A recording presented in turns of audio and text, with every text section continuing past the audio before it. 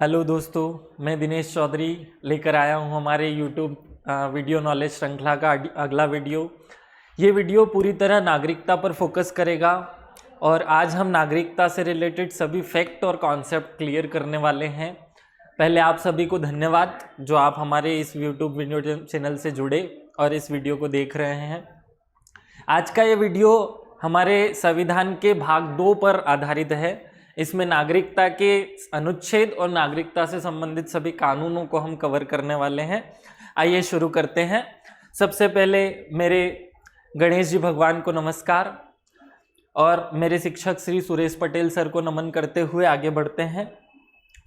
नागरिकता जो चैप्टर है संविधान का भाग 2 में, इसे बड़ा कठिन तौर पर स्टूडेंट मानते हैं कि ये एक बहुत कठिन चैप्टर है, क्योंकि अधिकांश बच्चे जिन किताबों से पढ़ते हैं उसमें इससे रिलेटेड बातें जो हैं वो बहुत आसान स्वरूप में नहीं लिखी हुई हैं।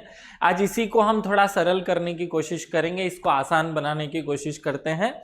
सबसे पहले हमें नागरिकता शब्द को समझना है कि नागरिकता होती क्या है। बड़ा आसान है नागरिकता। देखिए, नागरिकता क्या है? नागरिकता एक प्रकार का संबंध है। नागरिकता एक प्रकार का संबंध है व्यक्ति और देश। अब यहाँ देश शब्द यूज किया जा रहा है तो उसकी जगह पर राज्य शब्द भी यूज किया जा सकता है। राज्य और देश यहाँ एक ही संदर्भ में उपयोग किए जाने वाले शब्द हैं। तो व्यक्ति और देश के बीच एक संबंध है नागरिकता, जिसके द्वारा व्यक्ति राज्य की आज्ञाओं से आशय कानूनों का पालन करता है और राज्य बदले में उसे सुरक्षा की गारंटी देता है। तो बड़े सरल शब्दों में हम नागरिकता को समझे कि नागरिकता क्या होती है। तो नागरिकता एक प्रकार का संबंध होता है जिसके तहत राज्य नागरिकों को सुरक्षा की गारंटी देता है और नागरिक उस राज्य द्वारा बनाए गए कानूनों को पालन करने की प्रतिज्ञा लेता है। तो ये इन दोनों के बीच ये जो संबंध बनाने वाली चीज है वही नागरिकता कहलाती है।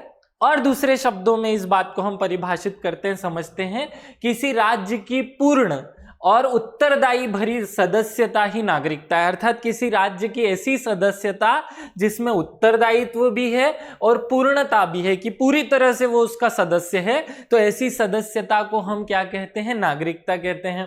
इसे किसी और विद्वान ने इस तरीके से भी प्रेजेंट किया है कि यह वह स्थिति है जिसमें राज्य व्यक्ति को कुछ विशेष अधिकार प्रदान करता है। यह एक स्टेटस है।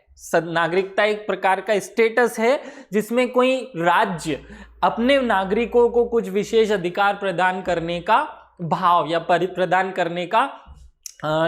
करता है। तो ऐसे स्टेटस को ही हम नागरिकता कहते हैं। मुझे लगता है ये 2-3 परिभाषाओं से आप नागरिकता शब्द का अर्थ समझ पाए होंगे।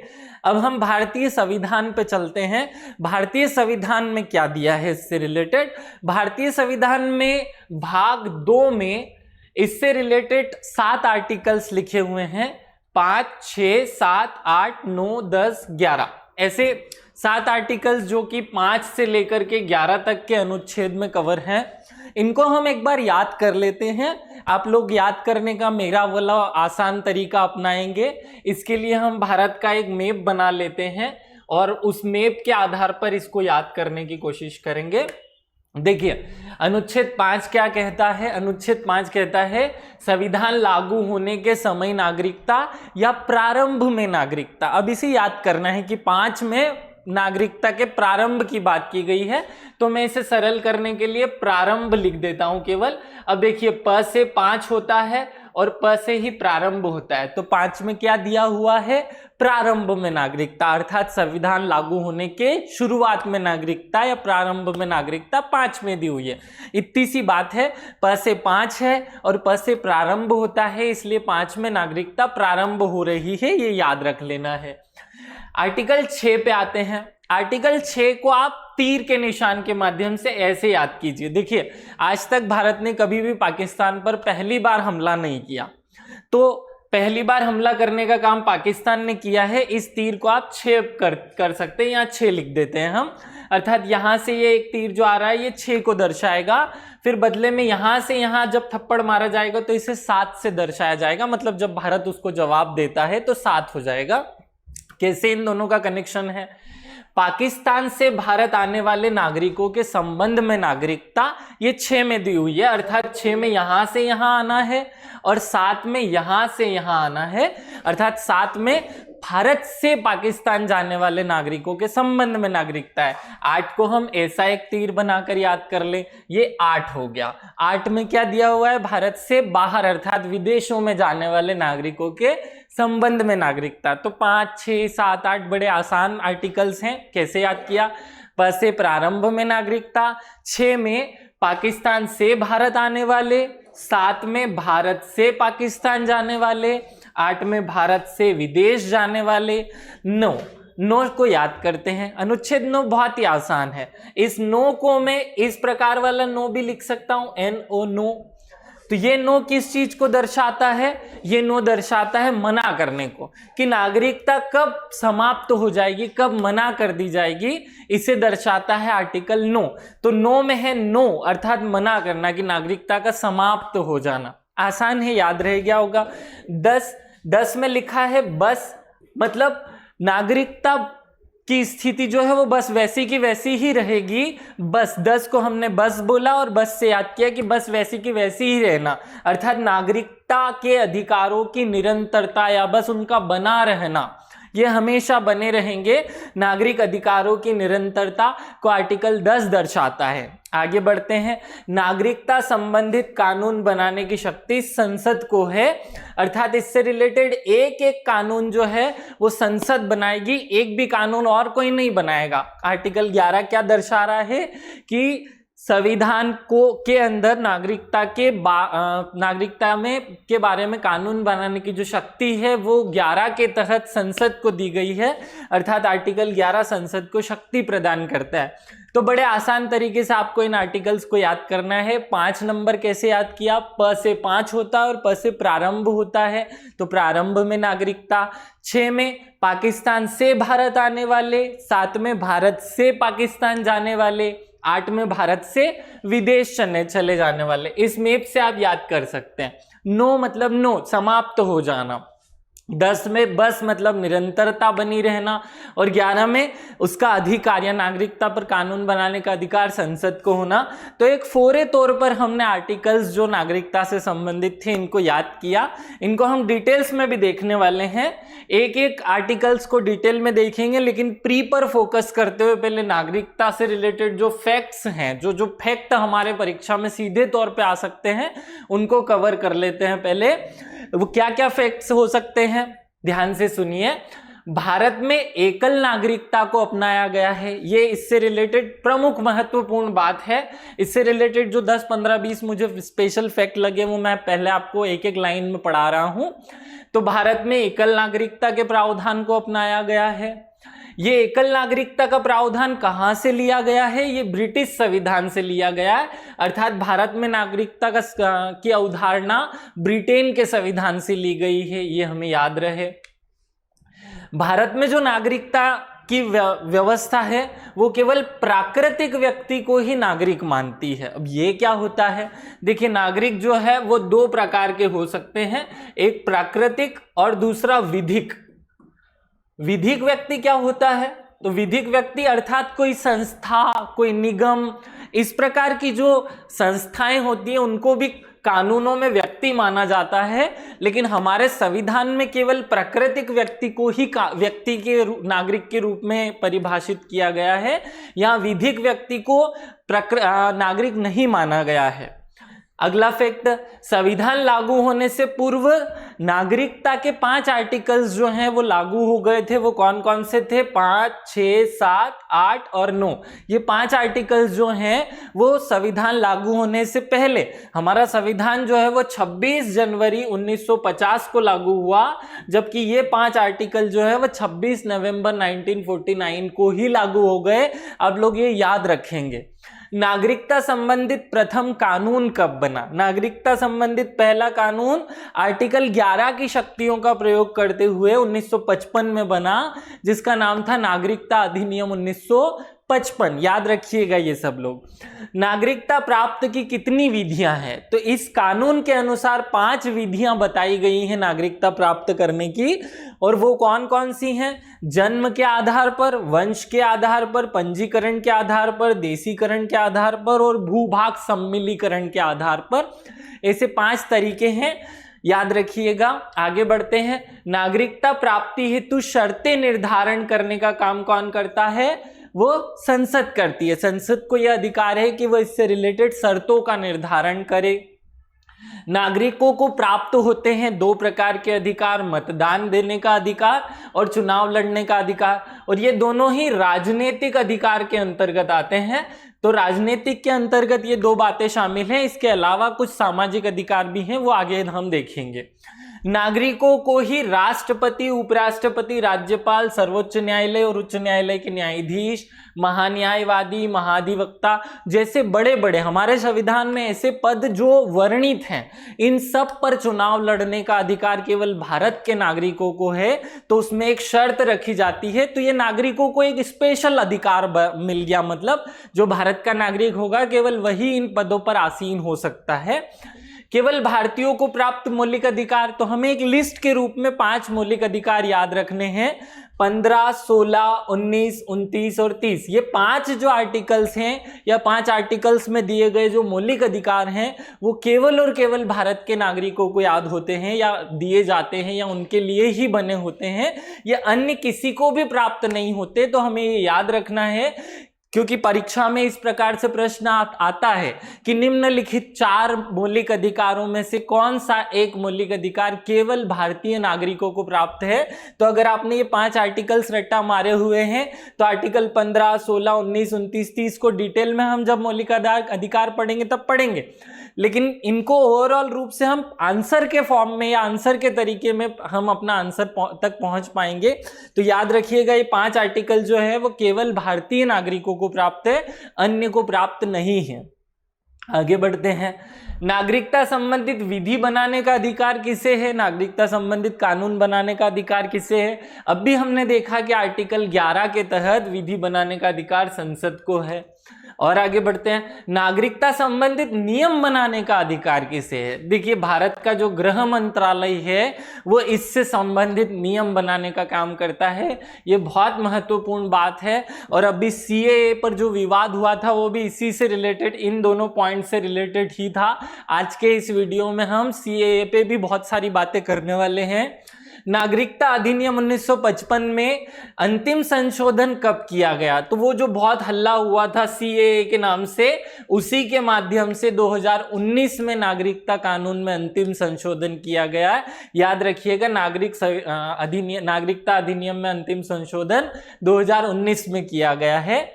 नागरिकता त्याग की जो विधियां हैं वो उस कानून के तहत 3 बताई गई हैं: परित्याग, बर्खास्तगी और वंचन। इन तीनों को हम डिटेल में आगे पढ़ेंगे कि ये क्या है जब वो 1955 का अधिनियम पढ़ेंगे। अभी आप केवल इसको मोटे तौर पर याद रखिएगा कि 3 विधियां हैं नागरिकता त्याग की, और अपनाने की कितनी विधियां हैं? 5। नागरिकता को प्राप्त होते हैं या नागरिकों को प्राप्त होते हैं। अभी हमने आपको राजनीतिक में 2 अधिकार बताए, अब हम बता रहे हैं कि नागरिकों को मूलतः 2 प्रकार के अधिकार प्राप्त होते हैं, एक सिविल अधिकार और एक राजनीतिक अधिकार। और फिर राजनीतिक के जब अंदर जाते हैं तो पहला मतदान करने का अधिकार और दूसरा निर्वाचन में खड़े होने का अधिकार। ये दोनों अधिकार नागरिकों को राजनीतिक रूप से प्राप्त हैं, जबकि सिविल में जो बहुत सारे मौलिक अधिकार हमने पढ़े अभी वो प्राप्त होते हैं।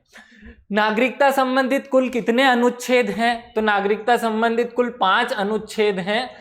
ऐसे अनुच्छेद जो कि संविधान लागू होने से पहले लागू हो गए और 2 आर्टिकल्स जो है वो बाद में लागू हुए, अर्थात कुल कितने नागरिकता संबंधित अनुच्छेद हैं? 7 अनुच्छेद हैं। नागरिकता अधिनियम 1955 में कब संशोधन हुए? तो पहला संशोधन 2 वर्ष बाद ही हो गया था 1957 में, फिर 1960 में संशोधन हुआ, 85 में संशोधन हुआ, 86 में संशोधन हुआ, 92 में संशोधन हुआ, 2003, 5, 15 और 19।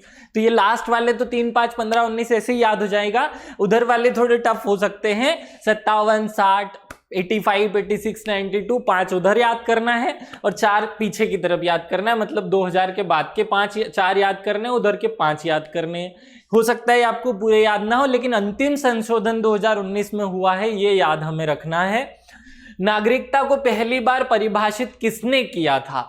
तो नागरिकता को पहली बार परिभाषित एक यूनानी विद्वान थे, अरस्तु, उन्होंने किया था। ये बहुत महत्वपूर्ण बात है, आप लोग इसे एक फैक्ट के रूप में रट्टा मारेंगे। अभी हम नागरिकता से संबंधित फैक्ट्स पढ़ रहे थे, याद रखिएगा इन फैक्ट्स को, ये एक एक लाइन में है लेकिन हमारे काम के हैं। अब हमने अभी जो 5 आर्टिकल्स पढ़े, 5, 6, 7, 8, 9 और 10, 11 जो बाद में लागू है, इन सारे आर्टिकल्स को डिटेल में पढ़ते हैं कि इन आर्टिकल्स में दिया क्या है। तो हमने अभी याद किया हुआ है कि 5 में दिया हुआ है प्रारंभ में नागरिकता, अर्थात जब संविधान प्रारंभ हुआ तो उस समय नागरिक कौन होगा ये बताने का काम करता है अनुच्छेद 5। और ये क्या बताता है? ये बताता है कि 26 जनवरी 1950 को वो व्यक्ति जो भारत में जन्मे हैं, या 26 जनवरी 1950 से पहले जो व्यक्ति भारत में जन्मे हैं वो भारत के नागरिक होंगे। वो व्यक्ति जिनके माता पिता या दादा दादी में से कोई भारत में जन्मा है वो भी भारत के नागरिक होंगे। और संविधान लागू होने के समय जो व्यक्ति 5 वर्ष तक भारत में रह रहा हो, भले ही से वो भारत में नहीं जन्मा हो और भारत के बाहर कहीं ना कहीं जन्मा हो, या उसका भारत से कोई संबंध भी ना रहा हो, लेकिन अगर वो 5 साल से भारत में रह रहा है तो वो भारत का नागरिक होगा। अर्थात आर्टिकल 5 में 3 प्रकार से भारत के नागरिक होने को, या प्रारंभ में कौन नागरिक है इसे बताया गया है कि अगर वह भारत में जन्मा हो तो भारत का नागरिक, उसके माता पिता भारत में जन्मे हो तो भारत का नागरिक, और आजादी के समय अर्थात 26 जनवरी 1950 को 5 वर्षों तक से रह रहा हो तो भारत का नागरिक। जो व्यक्ति ये 3 शर्तों में से किसी एक को पूरी करता हो वो प्रारंभ में अर्थात संविधान के लागू होने पर भारत का नागरिक है। ऐसा हमारा आर्टिकल 5 बताता है। आर्टिकल 6 क्या बताता है? अभी हमने याद किया कि ये जो पाकिस्तान से भारत आने वाले नागरिक हैं उनके संबंध में नागरिकता का प्रावधान करता है। तो पाकिस्तान से भारत आने वाले नागरिकों के संबंध में प्रावधान 6 में दिया हुआ है। और वो क्या कहता है? देखिए, एक तारीख हमें याद करनी पड़ेगी यहाँ, 19 जुलाई 1948। ये तारीख ही क्यों डिसाइड की गई? कुछ और तारीख भी डिसाइड कर ली जाती। देखिए, जब 1947 का अधिनियम पारित हुआ तो उसके बाद भारत में एक व्यवस्था बनानी थी जो तत्काल बनाई गई कुछ समय में। अब ये जो व्यवस्था है जिस दिन बनी उसी दिन की तारीख हमें याद करनी पड़ती है। तो 19 जुलाई 1948 से हमारे देश में एक परमिट व्यवस्था लागू की गई थी कि अगर पाकिस्तान से कोई व्यक्ति भारत में आएगा या भारत से कोई व्यक्ति पाकिस्तान जाएगा तो उसे एक परमिट लेना होगा। यह परमिट व्यवस्था 19 जुलाई 1948 से लागू हुई थी, इसलिए ये तारीख महत्वपूर्ण है। या यही तारीख क्यों रखी गई? अब आप लोगों ने गदर मूवी में देखा होगा कि बहुत सारे लोग ट्रेन में बैठकर पाकिस्तान चले गए, तो वो गए, लेकिन वो 1947 की बात थी, तब परमिट व्यवस्था लागू नहीं थी। और उसके बाद 19 जुलाई 1948 को परमिट व्यवस्था ही, इसलिए ये तारीख को महत्वपूर्ण बनाया गया कि अगर यदि वह अविभाजित भारत का सदस्य हो, अविभाजित भारत से आशय है भारत और पाकिस्तान दोनों, जिसमें आजादी के पहले वाला भारत का सदस्य या उसके माता पिता या दादा दादी अविभाजित भारत में पैदा हुए हैं, तो ऐसे लोग अगर 19 जुलाई 1948 से पहले आ गए हैं तो कोई बात ही नहीं, वो भारत के नागरिक हैं। और अगर वो उसके बाद आए हैं तो पंजीकरण करवाएंगे अपना इस परमिट व्यवस्था के माध्यम से, और फिर 6 महीने तक जब भारत में निवास कर लेंगे तो उनको भारत की नागरिकता मिल जाएगी। ये बात थोड़ी सी कठिन हो सकती है लेकिन इसको सरल बना लेते हैं। देखिए, आर्टिकल 6 उन लोगों के बारे में बात कर रहा है जो पाकिस्तान से भारत आए। तो 2 प्रकार के लोग हो सकते हैं, एक तो वो जो अविभाजित भारत में पैदा हुए, या उनके मम्मी पापा पैदा हुए, या उनके दादा दादी पैदा हुए, या फिर ऐसा कोई जिसका भारत से कोई संबंध ही नहीं है। तो जिसका भारत से कोई संबंध नहीं वो आर्टिकल 6 में कवर नहीं होता है। आर्टिकल 6 में केवल वही व्यक्ति कवर होगा जो अविभाजित भारत का नागरिक है या रहने वाला था और उसके माता पिता या उसके दादा दादी या स्वयं भारत में पैदा हुआ। और अगर वो 19 जुलाई 1948 से पहले आ गया है तो भारत का नागरिक, और अगर उसके बाद आया तो भी भारत का नागरिक, लेकिन उसमें एक शर्त है कि वह पंजीकरण करवाए अपना और साथ में 6 माह तक निवास करे, तब जाके वह भारत का नागरिक। ये बहुत सामान्य सी बात थी। आर्टिकल 7 पे चलते हैं। 6 मुझे लग रहा है आप लोगों को क्लियर हुआ होगा। 7 में भारत से पाकिस्तान जाने वाले, लेकिन वहां जाकर पता चला कि ये तो बहुत खराब देश है, तो वहां से फिर भारत आने वाले जो लोग थे उनके बारे में नागरिकता की बात करता है आर्टिकल 7। ये आर्टिकल 7 बड़ा आसान है कि अगर कोई व्यक्ति भारत का नागरिक था और वो पाकिस्तान चला गया, लेकिन वहां जाकर उसे समझ में आया कि नहीं ये देश में नहीं रह पाएंगे हम लोग, और वो फिर से भारत आना चाहे, तो बड़ा आसान काम है। वो पंजीकरण करवाएगा अपना और साथ में 6 महीने तक भारत में निवास करेगा, और ऐसा कर लेगा तो उसे भारत की नागरिकता मिल जाएगी। ऐसा आर्टिकल 7 कहता है। बड़ा आसान आर्टिकल है, हमें याद रखना है ये आर्टिकल। आर्टिकल 8 पे आते हैं। अब देखिए, आज़ादी की जब लड़ाई चल रही थी तो उस समय बहुत सारे लोग सिंगापुर में, बहुत सारे लोग सैन फ्रांसिस्को में, जैसे लाला हरदयाल ने वहाँ गदर पार्टी बनाई, या ऐसे बहुत सारे जो हमारे स्वतंत्रता सेनानी थे वो विश्व के विभिन्न देशों में जाकर के भारत को स्वतंत्र कराने की कोशिश कर रहे थे। तो अब क्या उनको भारत की नागरिकता नहीं दे? तो देनी थी उनको भी भारत की नागरिकता, इसलिए आर्टिकल 8 लाया गया। यह आर्टिकल 8 क्या कहता है कि आज़ादी के समय जो लोग भारत के बाहर कहीं ना कहीं, ना तो पाकिस्तान ना भारत, इन दोनों से अलग कहीं विश्व में रहते हैं, उनके संबंध में प्रावधान करेगा आर्टिकल 8। और ये क्या कहेगा कि भारत से बाहर अर्थात विदेश में रह रहे व्यक्ति की नागरिकता संबंधी प्रावधान। अब क्या लिखा है इसके अंदर कि यदि वह व्यक्ति जिसके माता पिता दादा दादी अविभाजित भारत में पैदा हुए हैं और वो पंजीकरण से आवेदन कर देते हैं, तो हम उनको भारत की नागरिकता दे देंगे। बड़ा ही सिंपल क्लॉज है कि कोई भी स्वतंत्रता सेनानी भले ही जर्मनी में हो या इटली में हो या कहीं भी हो, अगर वो आज़ादी के समय भारत से बाहर रह रहा है और वो पंजीकरण का आवेदन कर देता है, लेकिन शर्त है कि वो या उसके माता पिता या उसके दादा दादी भारत में जन्मे होने चाहिए, और वो कौन सा भारत है? अविभाजित भारत है। तो अगर ऐसा कोई स्वतंत्रता सेनानी है तो वो भारत में नागरिक बन सकता है पंजीकरण के द्वारा। ऐसा आर्टिकल 8 हमारा प्रावधान करता है। अब ये क्लॉज क्यों जोड़ा गया कि भारत में जन्मा हो या उसके माता पिता जन्मे हो या दादा दादी जन्मे हो? क्योंकि अगर ये क्लॉज नहीं जोड़ेंगे तो यूरोप का कोई भी व्यक्ति आकर के बोलेगा भैया मुझे नागरिकता दे दो, क्योंकि आपका आर्टिकल 8 ऐसा कहता है। हम उसे नागरिकता नहीं देंगे क्योंकि वो ना तो खुद भारत में जन्मा, ना उसके माता पिता जन्मे, ना दादा दादी जन्मे, तो उस पर आर्टिकल 8 लागू नहीं होगा। इसलिए ये बात जोड़ी गई। आर्टिकल 9 पे चलते हैं। आर्टिकल 9 क्या कहता है? आर्टिकल 9 कहता है कि ऐसे व्यक्ति जो भारत के नागरिक है, अगर वो किसी भी कारण से भारत की अन्य देश की नागरिकता अपना लेते हैं, तो भारत की नागरिकता जो है उनकी वो स्वतः समाप्त हो जाएगी। बड़ा सिंपल है। नो मतलब नो हो जाना, उसकी नागरिकता का खत्म हो जाना, समाप्त हो जाना, नहीं रहना। तो कैसे नहीं रहना? कि अगर वो व्यक्ति भारत के अलावा किसी अन्य देश की नागरिकता स्वेच्छा से स्वीकार कर लेता है तो उसकी भारत की नागरिकता स्वतः समाप्त हो जाएगी। ये प्रावधान आर्टिकल 9 करता है। अब आर्टिकल 10 क्या प्रावधान करता है? वह व्यक्ति जो नागरिक इन सब आर्टिकल से बना है, अर्थात 5 के आधार पर, 6 के आधार पर, 7, 8 और 9, इनमें से किसी एक आर्टिकल के आधार पर अगर भारत का नागरिक बन गया है तो वो नागरिक हमेशा बना रहेगा जब तक कि वो ऐसा कोई कार्य ना करे जो विधि के विरुद्ध हो। अब ये आर्टिकल्स में लिखा क्या है? व्यक्ति की नागरिकता का बने रहना जब तक वह स्वयं कोई अन्यथा कार्य ना करे। अब अन्यथा कार्य में क्या शामिल है? मान लीजिए 1947 या 48 या 60, 61 हमारा कहीं युद्ध हुआ भारत चीन से या भारत पाकिस्तान से, और वह व्यक्ति गुप्त सूचनाएं किसी देश को दे रहा है, तो ये विधि विरुद्ध कार्य हो गया या अन्यथा कार्य में काउंट होने लगा।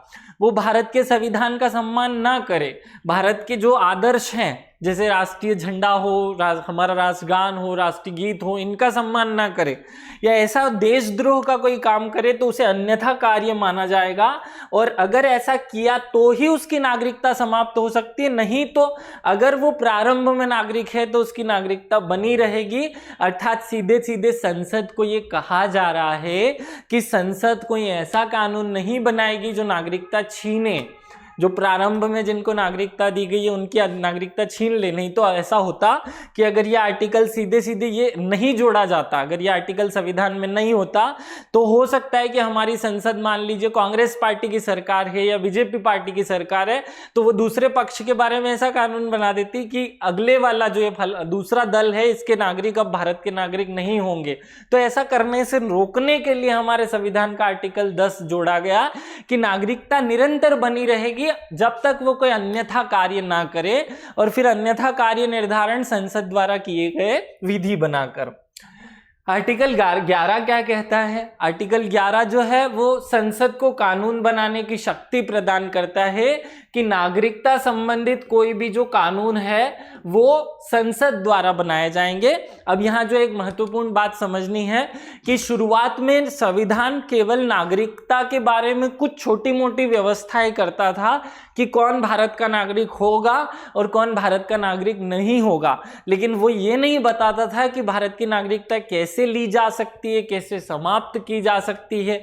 तो ऐसा करने का जो अधिकार है वो हमने भारतीय संसद को दे दिया आर्टिकल 11 के माध्यम से। भारतीय संविधान का भाग 2 नागरिकता का वर्णन करता है और केवल नागरिकता की प्रारंभिक स्थिति को वर्णित करता है, लेकिन स्थायी और विस्तृत उपबंध नहीं करता है। तो नागरिकता संबंधित विस्तृत उपबंध करने के लिए कानून बनाने का अधिकार इस आर्टिकल से संसद को दिया गया है, और जिसकी शक्तियों का प्रयोग करते हुए हमारे देश की संसद ने एक कानून बनाया जिसे हम नागरिकता अधिनियम 1955 कहते हैं। तो अब हम आगे उस कानून को पढ़ने वाले हैं कि उस कानून में क्या लिखा हुआ है। तो भारतीय नागरिकता अधिनियम जो है वो क्या था, इस पर फोकस कर ले थोड़ा सा। ये कब बना था? 1955 में बना था, और इसमें जो है वो भाग कितने थे? 5 भाग थे। इसमें कितने अनुच्छेद थे? तो इसमें जो है वो 19 अनुच्छेद थे, साथ में 4 अनुसूचियां भी इसमें थी। अब ये डिटेल्स आपको याद रखने की जरूरत नहीं है, मैं केवल इस कानून के बारे में आपका थोड़ा दिमाग सेट हो जाए कि अब हम क्या पढ़ने वाले हैं, इसलिए बता रहा हूं कि एक कानून पढ़ने वाले हैं जो अब भारत में नागरिकता के बारे में बहुत विस्तृत प्रावधान करेगा। और ये क्या विस्तृत प्रावधान करेगा? तो 2 चीजें ये करने वाला है कि नागरिकता प्राप्त कैसे करेंगे ये बताएगा, और नागरिकता समाप्त कैसे होगी ये बताएगा। और यही कानून बताता है कि 5 प्रकार से भारत के संविधान में नागरिकता प्राप्त की जा सकती है और 3 प्रकार से नागरिकता को समाप्त किया जा सकता है।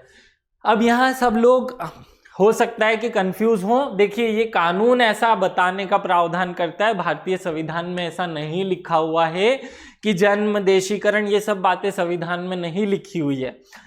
आजकल बहुत सारे बच्चे जो हैं वो बहुत लेट उठते हैं, 11-12 बजे तक सुबह उठते हैं, और इसके विरोधाभास ये है कि हमारे जो बुजुर्ग हैं, हमारे जो शिक्षक हैं, जो ज्ञानी लोग हैं, वो ज़्यादातर ये कहते हैं कि सुबह जल्दी उठकर ब्रह्म मुहूर्त में पढ़ाई करना चाहिए।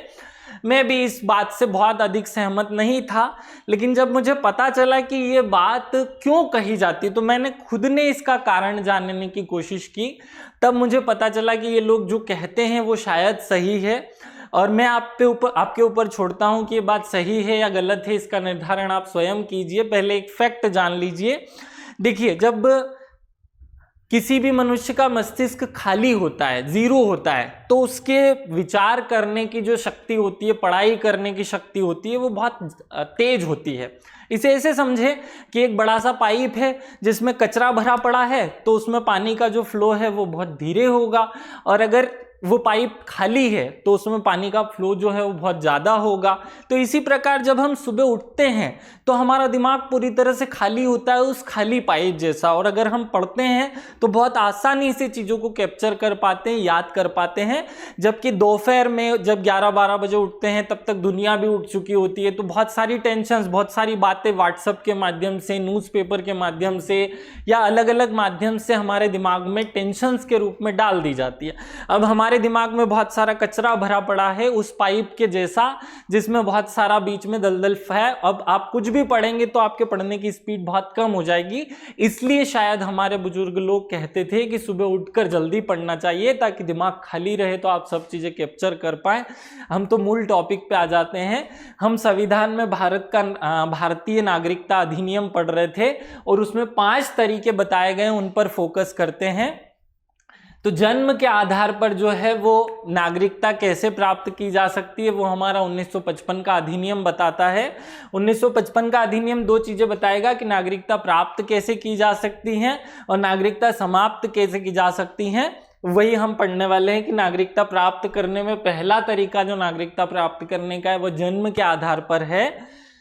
जो भारत में जन्मा है वह भारत का नागरिक होगा। केवल एक छोटी सी लाइन से इस आर्टिकल को समाप्त किया गया था। ये धारा 3 में जुड़ा हुआ था उस कानून के, और वो धारा क्या कहती थी कि जो व्यक्ति भारत में जन्मा हो वह भारत का नागरिक होगा, और बाकी इससे कुछ आगे की बात कही ही नहीं गई। तो मुझे लगता है ये थोड़ी सी ढंग से व्याख्या की गई बात नहीं थी, इसीलिए 1986 में वापस से इसमें संशोधन किया गया।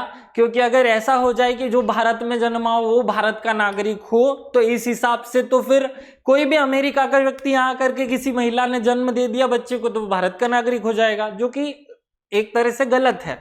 तो इसको 1986 में संशोधित किया गया, और क्या जोड़ दिया गया कि संशोधन करके जोड़ा गया कि जन्म के समय यदि उसके माता पिता में से कोई भारत का नागरिक हो तो बच्चा भी भारत का नागरिक होगा। अब यहाँ शर्त है कि अगर माता पिता में से कोई एक हो तो ही बच्चा भारत का नागरिक होगा। देखिए, जन्म के समय यदि उसके माता पिता में से कोई भी भारत का नागरिक हो तो बच्चा भी भारत का नागरिक होगा। अन्यथा अगर कोई व्यक्ति किसी को जन्म दे दे भारत में तो वो भारत का नागरिक नहीं होगा। मान लीजिए पाकिस्तान की कोई महिला यहाँ घूमने आती है, ताजमहल देखने आती है और वो किसी बच्चे को जन्म दे देती है, तो अगर पहले कानून के हिसाब से देखा जाए तो तो भारत का नागरिक हो जाएगा। तो इसको 1986 में संशोधन करते हुए लिखा गया कि यदि उसके माता या पिता में से कोई एक भारत का नागरिक या दोनों भारत के नागरिक होंगे तो ही बच्चा भारत का नागरिक होगा, अन्यथा नहीं होगा।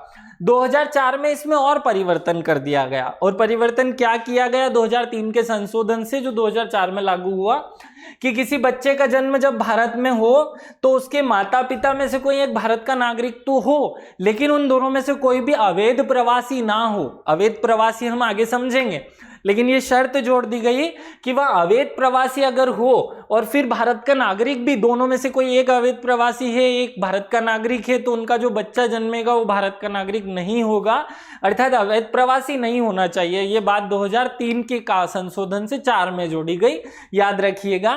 तो जन्म के आधार पर नागरिकता बहुत ही सिंपल था पहले तो, कि जो भारत में जन्मा वह भारत का नागरिक है, लेकिन 1986 में संशोधन किया, 2003 में संशोधन किया। इसमें एक विशेष बात याद रखनी है जो फैक्ट में हमें MCQs फॉर्मेट में थोड़ी फंसाने के लिए डाल दी जाती है कि विदेशी राजनयिक और शत्रु देश के बच्चे भारत की नागरिकता अर्जन नहीं कर सकते। शत्रु देश में पाकिस्तान आता है, बांग्लादेश आता है। विदेशी राजनयिक में ऐसा कोई भी व्यक्ति जो हमारे देश में उस देश का प्रतिनिधित्व करने के लिए आया हुआ है, जो उसकी एम्बेसी में बैठा हुआ है, एम्बेसी में नौकरी कर रहा है। हम दूसरे देश में जाते हैं ना वीजा के लिए, तो वो वीजा के लिए जो कार्यालय बना होता है उसे एम्बेसी कहते हैं, और उसमें जो काम करते हैं उनको राजनयिक कहते हैं। तो ऐसे राजनयिक और जो विदेशी शत्रु देश के बच्चे हैं वो भारत की नागरिकता नहीं ले सकते, या इस जन्म के आधार पर नागरिकता का खंडन कर देता है। आगे बढ़ते हैं, वंश के आधार पर नागरिकता की बात करते हैं। यह आर्टिकल धारा 4 में लिखा हुआ है, यदि किसी बच्चे के पिता भारत के नागरिक हैं तो वह भारत का नागरिक होगा। केवल इतनी सी बात लिखी हुई थी कि वंश के आधार पर नागरिकता कब मिलेगी किसी व्यक्ति को, तो हम लोग जनरली इसी के आधार पर भारत के नागरिक हैं, क्योंकि हमारे माता पिता भारत के नागरिक थे तो वंश के आधार पर हम भी भारत के नागरिक हो गए। तो ऐसे वो सब व्यक्ति जिनके पिता जो है वो भारत के नागरिक हों, वो बच्चे भी भारत के नागरिक होंगे, ऐसा इस वंश के आधार पर लिखा हुआ था। लेकिन पहले ये जो बात थी ये केवल पिता तक पितृ सत्तात्मकता को दर्शाती थी, इसलिए इसको 1992 में संशोधित किया गया। और क्या संशोधित किया गया, 10 दिसंबर 1992 से संशोधन करके ये लिख दिया गया कि अगर किसी बच्चे का जन्म होता है तो उसके माता या पिता में से कोई भी भारतीय नागरिक होगा तो फिर बच्चा भारत का नागरिक हो जाएगा। ये वंश के आधार पर नागरिकता को दर्शाता है। देखिए, हमने पहले जन्म के आधार पर देखा, वंश के आधार पर देखा। मान लीजिए कि किसी व्यक्ति को अमेरिका में जाकर के बच्चा पैदा होता है, या वो घूमने गया था अपनी वाइफ के साथ हनीमून मनाने और वहीं रुका कुछ समय और वहां उनको बच्चा हो जाता है, तो क्योंकि उसके पिता भारत के नागरिक हैं तो उनका बच्चा भी भारत का नागरिक होगा। ये 92 से पहले की स्थिति थी। 92 में संशोधन करके ये जोड़ दिया कि अगर माता या पिता दोनों में से कोई एक भी भारतीय नागरिक है, और मान लो ऑस्ट्रेलिया में किसी महिला को बच्चा होता है जो वहां पे किसी सॉफ्टवेयर कंपनी में जॉब करती थी, और उसे वहां कोई बच्चा जन्म देती है वो, और वो महिला जो है वो भारत की नागरिक है, तो वो महिला का बच्चा भी अब भारत का नागरिक होगा। 1992 से यह संशोधन लागू हो चुका है, 10 दिसंबर से। इसमें एक बार और थोड़ी सी बात जोड़ी गई। 2003 में क्या जोड़ दिया गया कि अगर वो महिला ऑस्ट्रेलिया में किसी बच्चे को जन्म देती है और वह महिला भारत की नागरिक है तो उसका बच्चा भारत का नागरिक होगा, लेकिन उस बच्चे के जन्म से 1 वर्ष के अंदर अंदर उसे पंजीकरण के लिए आवेदन देना होगा या बताना होगा भारत सरकार को कि एक बच्चा जन्मा है जो हम भारतीय नागरिक का है, तो उसे भारतीय नागरिकता दी जाएगी। अगर वो 1 वर्ष के अंदर अंदर ये नहीं बताते हैं तो फिर उस बच्चे को हम भारत की नागरिकता नहीं देंगे, क्योंकि भारत सरकार को ऐसा थोड़ी है कि कोई 10 साल बाद उठकर आएगा कि भैया हम ये बच्चा अमेरिका में जन्मा था या ऑस्ट्रेलिया में जन्मा था या ब्रिटेन में जन्मा था, और क्योंकि इसकी माता जो है वो भारतीय नागरिक है इसलिए इसको भारत का नागरिक बना दिया जाए। तो ऐसा प्रावधान हमने 2003 से खत्म कर दिया है। ये 2 बातें आपको समझ में आई होंगी कि जन्म के आधार पर नागरिकता और वंश के आधार पर नागरिकता कैसे प्राप्त होती है। पंजीकरण के आधार पर नागरिकता, ये तीसरा क्लॉज है। भारतीय मूल के जो व्यक्ति हैं वो दुनिया में कहीं भी रह रहे हों तो वो अगर 7 वर्ष तक भारत में निवास करते हैं और या किसी भारतीय नागरिक से विवाह करता है कोई व्यक्ति और फिर 7 वर्ष तक भारत में निवास करता है तो वे व्यक्ति पंजीकरण के द्वारा भारत की नागरिकता प्राप्त कर सकता है। पंजीकरण ध्यान से समझ लीजिएगा, बहुत सारे लोग गड़बड़ करते हैं। पंजीकरण का इंग्लिश में ट्रांसलेशन हुआ रजिस्ट्रेशन। रजिस्ट्रेशन माने रजिस्ट्रेशन कराना है नागरिकता के लिए भारत में। तो 2 प्रकार के व्यक्ति एलिजिबल होंगे, या तो भारतीय मूल का हो या उसने किसी भारतीय व्यक्ति से शादी की हो। तो उसे शर्त है कि 7 वर्ष तक भारत में निवास करना होगा। अगर वो 7 वर्ष तक भारत में निवास करता है तो फिर उसे भारत की नागरिकता मिल जाएगी। ऐसा नहीं है कि किसी भारतीय से विवाह कर लिया तो अगले ही दिन नागरिकता मिलेगी, ऐसा कोई क्लॉज हमारे भारतीय कानूनों में नहीं है, याद रखिएगा। तो पंजीकरण के आधार पर केवल इन 2 ही वैरायटी के लोगों को नागरिकता प्राप्त होती है, एक भारतीय मूल के व्यक्तियों को और एक जो भारतीयों से विवाह कर लेता है, लड़का हो या लड़की हो फर्क नहीं पड़ता। अब भारतीय मूल के व्यक्ति कौन होते हैं? देखिए, ऐसे व्यक्ति जिनके माता पिता का जन्म भारत में हुआ है या जिनके माता पिता भारत के नागरिक थे या उनके बच्चे जो हैं वो अब विदेशों में कहीं रहते हैं और विदेश की नागरिकता प्राप्त कर ली है, तो क्योंकि उसका जो मूल स्थान है वो भारत से जुड़ा हुआ है इसलिए इस व्यक्ति को भारतीय मूल का कहा जाता है। इसका उदाहरण आप बहुत सारे देख सकते हैं।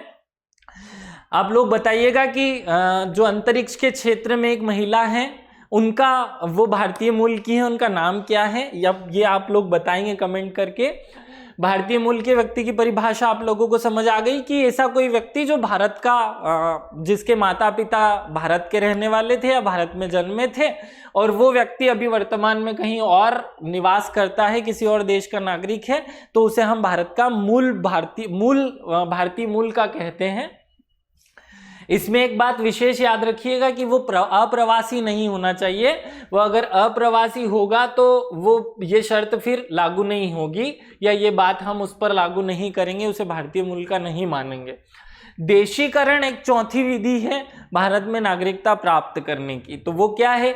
देशीकरण के आधार पर देखिए, जो इस दुनिया के सभी लोग हैं भारत को छोड़ करके वो देशीकरण के माध्यम से हमारे देश की नागरिकता प्राप्त कर सकते हैं, या तो भारत सरकार की सेवा में लगे हुए हों, या वो इस दुनिया में कला, संगीत, साहित्य या किसी भी फील्ड में बहुत विशेष व्यक्ति हों, और वो अगर उस क्षेत्र में विशेष संबंध रखते हैं और वो भारत में आकर के 10 वर्षों तक निवास कर लेते हैं, तो फिर वो भारत सरकार को देशीकरण के आधार पर नागरिक होने के लिए आवेदन करते हैं।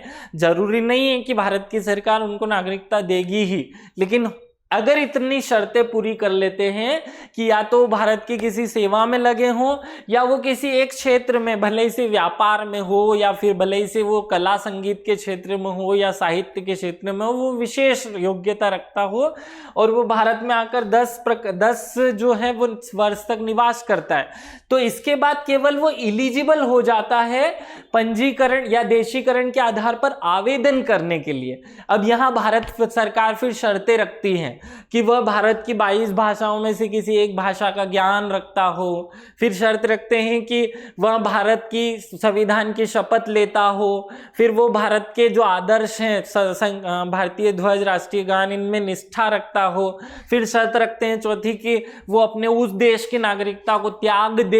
तो अगर वो फिर इसके बाद वो सभी शर्तें मान लेता है तो फिर हम उसे भारत की नागरिकता दे देते हैं। जैसे इसका उदाहरण अदनान सामी को माना जा सकता है। पाकिस्तान के एक गायक थे, भारत की नागरिकता के लिए बहुत लंबे समय से प्रयास कर रहे थे, 2009-10 में फिर हमने उनको नागरिकता दे दी। क्षेत्र समाविष्टि, ये 5वां तरीका है कि क्षेत्र समाविष्टि के आधार पर हम किसी व्यक्ति को या भूमि अधिग्रहण के आधार पर किसी व्यक्ति को भारत का नागरिक बना सकते हैं। देखिए, सिक्किम जो है वो भारत का राज्य नहीं था, 1975 में उसको भारत का राज्य बनाया गया। तो जब सिक्किम भारत का हिस्सा बन गया तो उसके नागरिक कहाँ जाएंगे? वो भी भारत के नागरिक हो जाएंगे। और वो इस 5वें तरीके से भारत के नागरिक बनेंगे कि अगर भारत के राज्य क्षेत्र में किसी को मिला लिया जाता है किसी क्षेत्र को, तो उस पर रहने वाले नागरिक भी फिर भारत के नागरिक हो जाएंगे। जैसे उदाहरण में पांडिचेरी हो सकता है। तो पांडिचेरी को जब भारत में मिलाया गया 1962 में, तो फिर पांडिचेरी के रहने वाले लोग भारत के नागरिक हो गए और उसको मिलाने के लिए कानून बनाना पड़ा, पांडिचेरी नागरिकता आदेश 1962। तो ऐसे करके 5 टोटल विधियों का वर्णन 1955 का अधिनियम करता है, जिनके माध्यम से नागरिकता प्राप्त की जा सकती है। अब नागरिकता त्याग के लिए भी वो कुछ प्रावधान करता है। देखिए, 3 प्रकार से नागरिकता त्यागी जा सकती है। पहला होता है स्वैच्छिक त्याग, या इसे ही परित्याग कहते हैं। परित्याग माने स्वैच्छिक त्याग। क्या होता है ये? जब भी कोई व्यक्ति अपनी इच्छा से किसी देश की नागरिकता ग्रहण कर ले या कह दे कि मुझे भारत का नागरिक नहीं रहना है, तो उसे हम स्वैच्छिक त्याग कहते हैं। ये स्वैच्छिक त्याग कहलाएगा, इससे नागरिकता समाप्त हो जाएगी। बर्खास्तगी, तो जब कोई अन्य व्यक्ति भारत को सूचना दिए बिना किसी अन्य देश की नागरिकता ग्रहण कर लेता है, तो उसकी भारत की नागरिकता आर्टिकल 9 के तहत स्वतः समाप्त हो जाती है। इसे हम कहते हैं बर्खास्तगी। और तीसरा है वंचन। भारत सरकार वंचन के लिए बहुत सारी शर्तें रख देती हैं कि अगर ऐसा किया, वैसा किया, ये काम कर लिए, तो इनमें से कोई एक काम करने पर आपकी नागरिकता समाप्त की जा सकती है। तो जब भारत सरकार कोई विधियां बना दे या कुछ निश्चित शर्तें बना दे, जैसे देशद्रोही गतिविधि नहीं करनी है, जैसे कि किसी अन्य देश को हमारे भारत की सीक्रेट जो है बातें नहीं शेयर करनी है, ऐसी कोई बातें अगर निर्धारित कर दे, तो उनको तोड़ना या उनका अनुपालन ना करने पर वंचन की क्रिया की जाती है, उससे भी भारत की नागरिकता समाप्त हो जाती है। यहां तक हमने 1955 के अधिनियम को समझा कि 1955 के अधिनियम में कुल 19 धाराएं हैं। धारा 3, 4, 5, 6, 7, 8 ऐसे जो 5 धाराएं हैं वो शुरू में क्या बताती हैं कि नागरिकता प्राप्त कैसे करनी है। फिर 9, 10, 11 जो है वो बताती हैं कि भारत के नागरिक की नागरिकता त्याग कैसे की जा सकती है। उसके बाद फिर राष्ट्रमंडल की नागरिकता के बारे में कुछ छोटे मोटे प्रावधान है।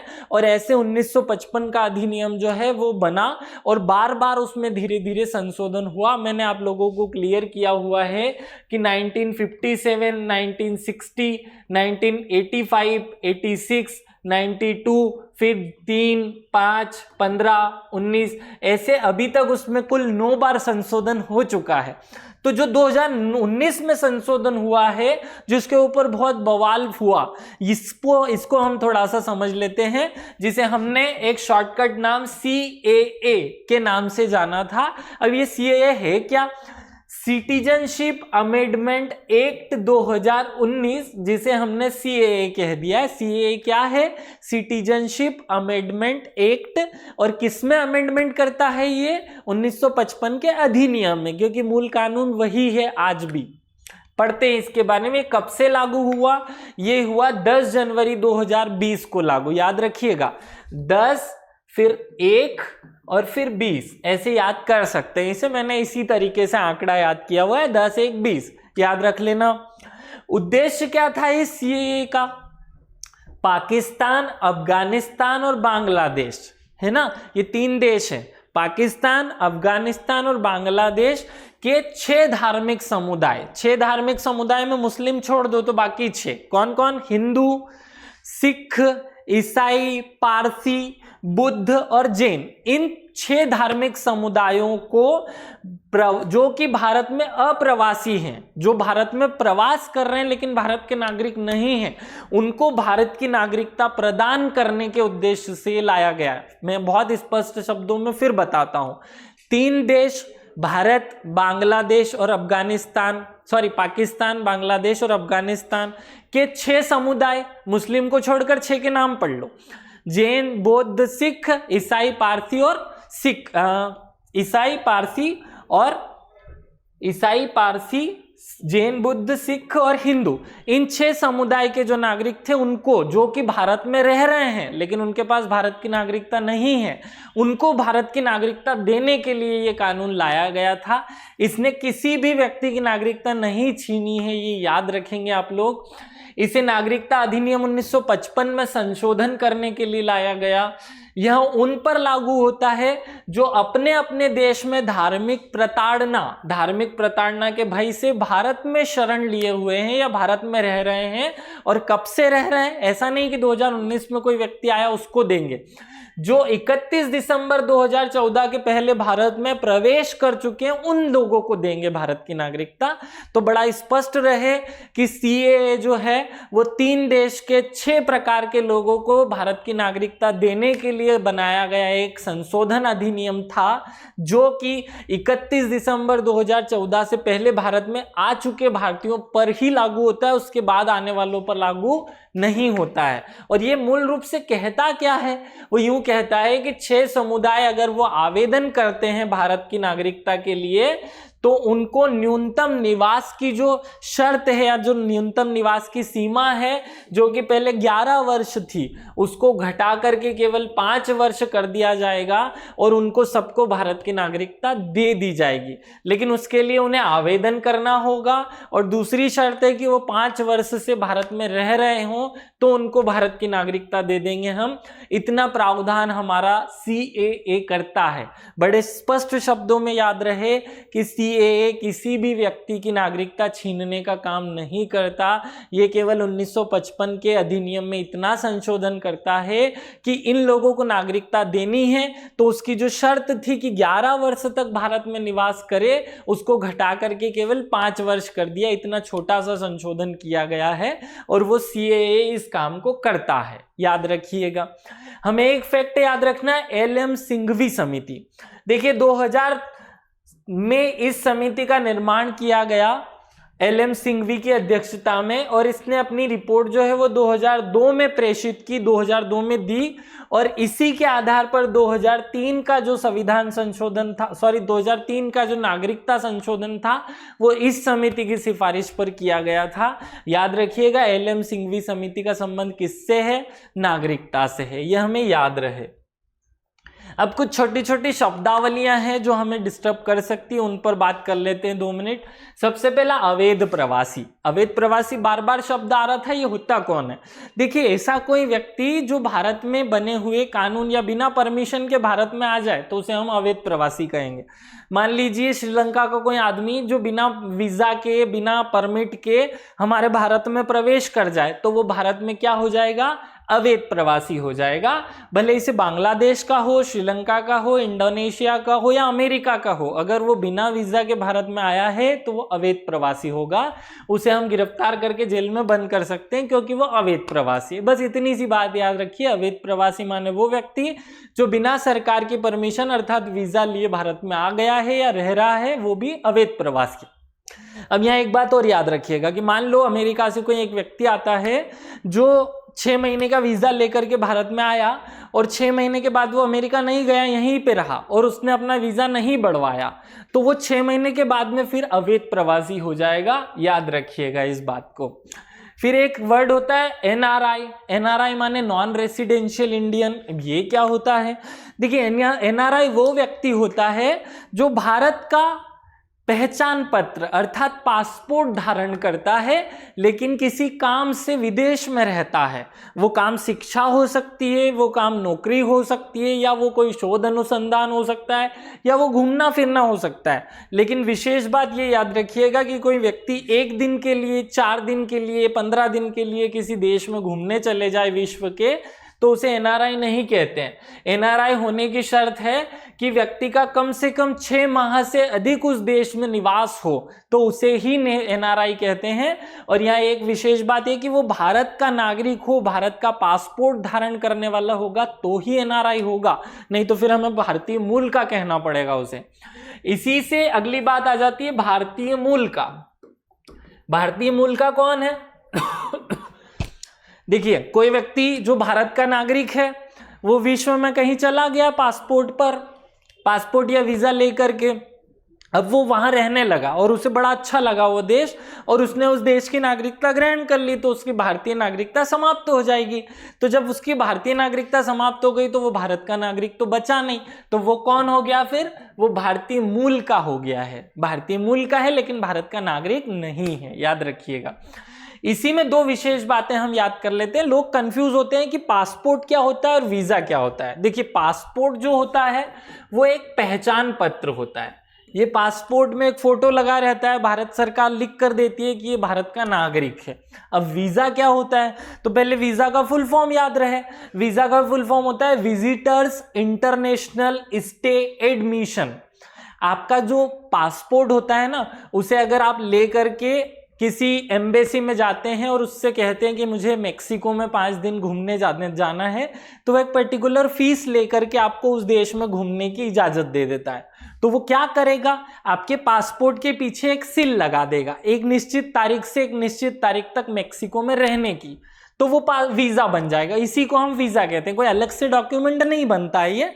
वीजा एक प्रकार का एक परमिशन है जो कोई देश अपने देश में किसी अन्य देश के नागरिक को रहने के लिए देता है। इसका फुल फॉर्म याद रखिएगा, visitors international admission, stay admission, याद रखिएगा ये। अब हम 2 विशेष शब्द पीओआई और ओसीआई इनको समझते हैं। पीओआई का मतलब क्या होता है? Person of Indian origin. यह स्कीम जो है वो 2002 में लाई गई थी और ये क्या कहती है कि देखिए, जो भारतीय मूल का नागरिक है उसे अगर भारत में आना है तो उसे वीजा की जरूरत नहीं होगी। वो पीओआई कार्ड एक बार बनवा ले अपने जीवन में और फिर बार बार भारत में आता रहे और भारत में हमेशा आए, तो उसे वीजा लेने की जरूरत नहीं पड़ेगी। वो कभी भी आए कभी भी जाए, वो पीओआई कार्ड धारक हो जाएगा। तो ये किन्हें प्राप्त होता है? पहली बात तो भारतीय मूल के व्यक्तियों को। तो जो भारतीय मूल के व्यक्ति हैं उनको ये कार्ड हम बना करके देते हैं, पीओआई कार्ड। और ये स्कीम 2002 से शुरू हुई थी। इन लोगों को वीजा की जरूरत नहीं पड़ती, लेकिन इन्हें हर 6 माह में ये बताना पड़ता है कि वो वर्तमान में कहां पर है। ये व्यवस्था हमने पीओआई के नाम से स्थापित की, लेकिन बाद में इसको खत्म कर दिया गया। कैसे खत्म किया आगे देखते हैं। एक व्यवस्था ऐसी ही और बनाई गई जिसे हमने ओसीआई कहा। ओसीआई का फुल फॉर्म होता है ओवरसीज सिटीजन ऑफ इंडिया। तो ये भी पीओआई जैसा ही था। पीओआई में जैसे कि किसी भारतीय मूल के व्यक्ति को हमने फ्री में वीजा के बिना भारत में आने की स्वीकृति दे दी, तो वैसे ही ओसीआई में भी हमने यही चीज की। ये व्यवस्था जो है वो 2005 से लागू हुई और इन्हें भी वीजा की आवश्यकता नहीं थी। इसमें एक अच्छी बात ये थी कि इन्हें हर 6 माह में लोकेशन बताने की भी जरूरत नहीं थी कि वो कहाँ है। हर 6 महीने में एक कार्यालय बनाया जाता है जहाँ से इसको लोकेशन देने की ज़रूरत थी, तो वो OCI में ज़रूरत नहीं है, इसमें ज़रूरत थी।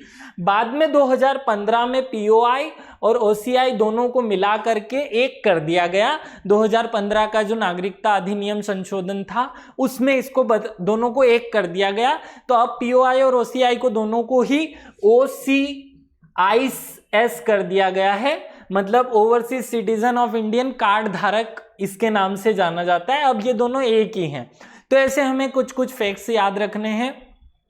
दोस्तों, आज की हमने क्लास में नागरिकता क्या होती है, उसके भारतीय संविधान में क्या प्रावधान है, नागरिकता का कानून कौन सा है और उसमें क्या बातें कही गई हैं, उसके बाद CAA जो कानून आया उसने क्या संशोधन किया, इससे रिलेटेड कौन कौन सी शब्दावलियां हैं, इन सब बातों पर फोकस किया। अगले वीडियो में हम मूल अधिकार पर फोकस करेंगे, मतलब हमारा फोकस मूल अधिकारों के आर्टिकल्स और उनकी अवधारणाओं पर रहेगा। आज के लिए इतना ही। बहुत बहुत धन्यवाद।